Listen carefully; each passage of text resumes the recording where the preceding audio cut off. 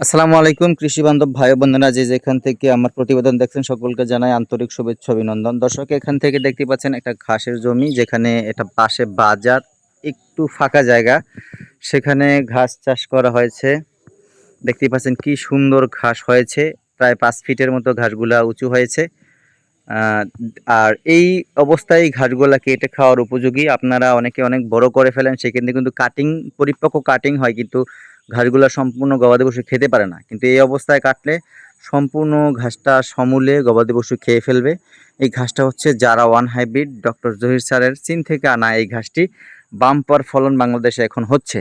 আর দেখেন এখান থেকে কিছুদিন পূর্বে ঘাসটা কাটা হয়েছে, আর এখানে কতটা আবার বড় হয়ে গিয়েছে অলরেডি ঘাসগুলো। আর এই ঘাসটা যদি আপনি 10 থেকে 15% জমিতে করতে পারেন, আপনি এক সাইডে কাটবেন, আবার পুনরায় আরেক সাইডে কিন্তু ঘাসগুলো এরকম বড় হয়ে যাবে। সেক্ষেত্রে বারবার কভারেজ করতে পারবেন আপনি আপনার গবাদি পশুর জন্য।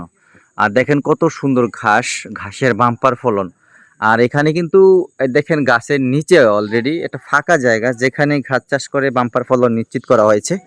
যাদের টাকা পয়সা আছে গবাদি পশু পালন করে ইনভেস্ট করে আপনি এই লাইনে আসতে পারেন, প্রচুর পরিমাণ লাভ। দর্শক, যদি আপনি আপনার গবাদি পশুকে কাঁচা ঘাসের যোগান শতভাগ নিশ্চিত করে গবাদি পশু পালন করতে পারেন, তাহলে আপনি অনায়াসে প্রতি বছর লক্ষ লক্ষ টাকা মুনাফা অর্জন করতে পারবেন।